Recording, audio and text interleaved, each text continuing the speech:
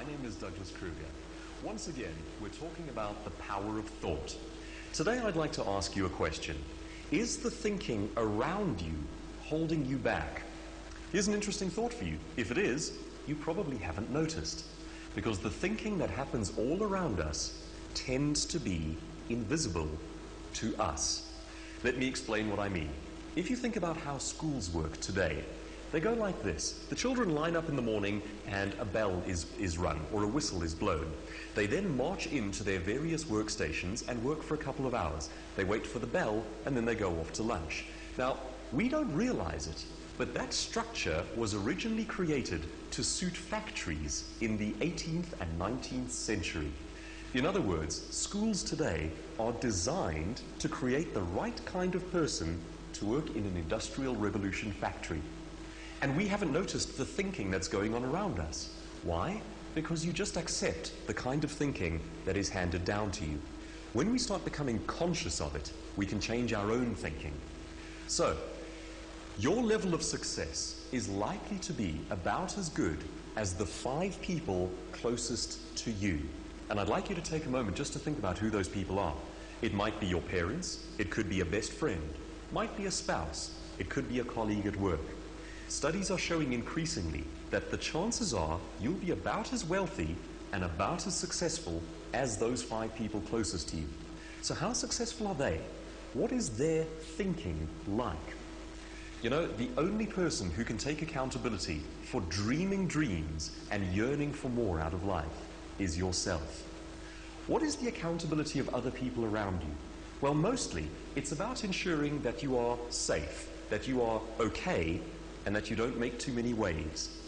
Think about the role of a parent. Our parents love us dearly, but their role is to make sure that we are well, okay, and safe. The goal of dreaming and yearning and aspiring to become more doesn't belong to parents. It doesn't belong to friends, and it doesn't belong to teachers. That's our job. And unless we do it, no one is going to do the dreaming for us. So my question today, and I'd like you to really ponder this one, is how big is your thinking? How big are your dreams? Are you taking accountability for making your dreams a reality, or are you waiting for someone else to do it for you? It's not their job to think on your behalf. We tend to think about as big as the people around us. How big do they think? Are they looking at this entire world full of possibilities? You know, we live in a world that currently has things like iPads and telescopes that are able to see out into distant galaxies. We're even sending machinery out into the star systems. There is infinite possibility if you are able to think big enough. The reverse applies. If you are thinking very small, no one else will come in and elevate you to the next level in life. You are allowed to think small, but it will keep you where you are. So my question is, how big is your thinking today? I'd like to share some more thoughts with you about using thinking to get ahead in life over the next couple of weeks. In the interim, if you'd like to connect with me, please check out my website. It's www.douglaskruger.co.za.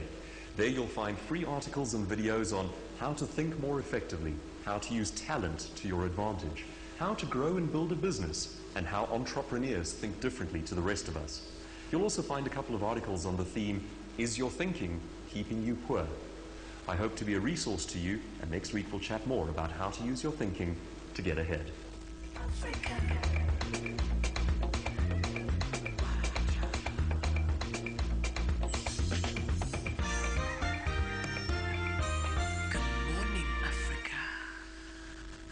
Hello, Africa. This is your boy Bimp.